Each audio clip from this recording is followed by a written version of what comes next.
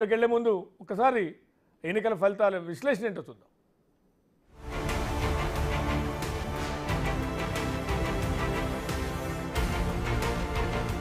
Right.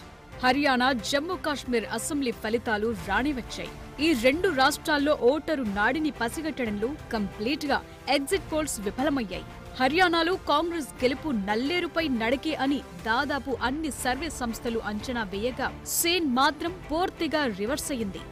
మొదట Congress trending లోకొచ్చినా ఒక్కసారిగా scene మారిపోయింది. బీజేపీ ఫామ్ లోకొచ్చి మ్యాజిక్ ఫిగర్ దాటేసింది. వరుసగా 2 సార్లు అధికారంలో ఉండి ప్రజల్లో సహజ వ్యతిరేకత ఉన్న కమలం పార్టీ గట్టెక్కింది. అదే సమయంలో కాంగ్రెస్ లో భూపీందర్ సింగ్ హుడా, కుమారి శైలజ వర్గాల అంతర్గత సమస్యలు కారణమా మరొకటా అన్నది కాకుండా హస్తం పార్టీ వెనుకబడింది.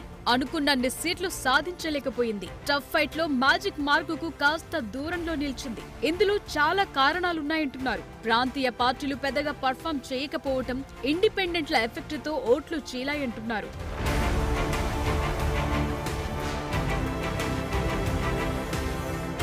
అటు జమ్మూ కాశ్మీర్ కు వెళదాం. అక్కడ 90 సీట్లకు పోటీ జరిగితే కాంగ్రెస్ నేషనల్ కాన్ఫరెన్స్ కూటమి క్లియర్ కట్ విక్టరీ సాధించింది.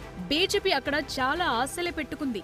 జమ్మూ రీజియన్ లో 43 సీట్లు, కశ్మీర్ లోయలో 47 స్థానాలున్నాయి. జమ్మూ ప్రాంతంలో హిందువులు ఎక్కువగా ఉంటారు. అక్కడ ఎక్కువ సీట్లు గెలిచి లోయలో పార్టీల మధ్య ఓట్లు చీలటం ద్వారా తమకే కలిసి వస్తుందని కమలం పార్టీ చాలా లెక్కలేసుకుంది. తమకు అనుకూల పరిస్థితులొచ్చేదాకా ఎన్నికలు నిర్వహించలేదు. పరిస్థితులు బాగయ్యాకే పోలింగ్ పెట్టారు. చివరికి పోస్ట్ రిజల్ట్ అలయన్స్ పైన ఆశలు పెట్టుకున్నారు. కానీ బీజేపీ అనుకున్న పాచికలేవీ పారలేదు. కంప్లీట్ రివర్స్ అయ్యాయి. ఫైనల్ గా ఎన్నో ఆశలు పెట్టుకున్న జమ్మూ కాశ్మీర్ చేజారిపోయింది.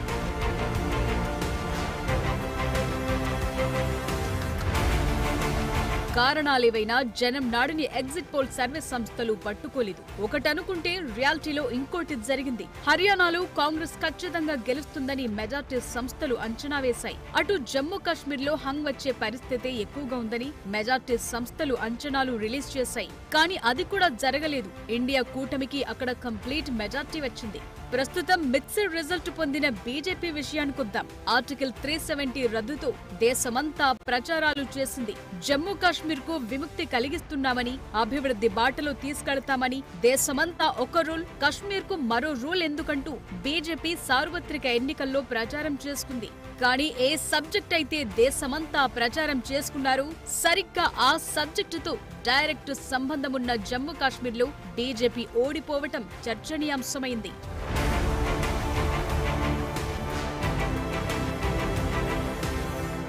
ఇప్పుడు మరో ఎగ్జిట్ పోల్ చూద్దాం. గత ఎన్నికలకు ముందు అయోధ్య రామాలయ నిర్మాణం చుట్టూ ప్రచారాలు పెద్ద ఎత్తున చేసింది బీజేపీ. సార్వత్రిక ఎన్నికలకు ముందే హడావిడిగా ప్రారంభోత్సవం కూడా చేసేశారు. ఆలయ నిర్మాణం పూర్తి కాకముందే ప్రధాని మోదీ స్వయంగా ప్రాణప్రతిష్ఠ చేశారు. దేశమంతా అక్షింతలు కూడా పంచి రామాలయం ప్రచారం చేశారు. కానీ ఎంపీ ఎన్నికల్లో అయోధ్య ఉన్న ఫైజాబాద్ లో బీజేపీ ఘోరమైన పరాజయాన్ని మూటగట్టుకుంది. సౌత్ టు నార్త్ చాలా ఎఫెక్ట్ గా పనిచేసిన రామాలయ నినాదం సొంత ప్రాంతంలో మాత్రం వర్కౌట్ కాలేదు. అందుకు చాలా ఉదాహరణలున్నాయి. రామాలయం కోసం స్థల సేకరణ విషయాలు, స్థలాలు కోల్పోయిన వారికి సరైన పరిహారాలు అందకపోవటం, ఇవన్నీ నెగటివ్ ఇంపాక్ట్ చూపించాయి.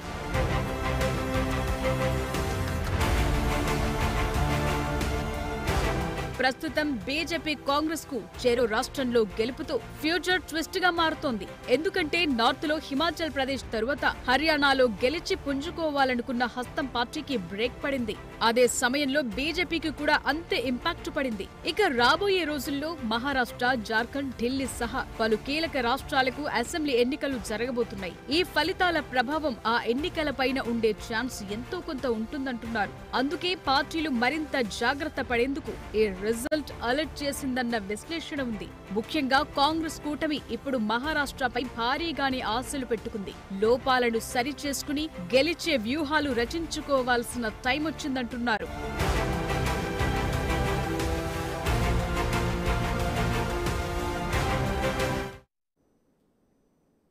ఇక ఇదే అంశంపై మనతో చర్చలో పాల్గొనేందుకు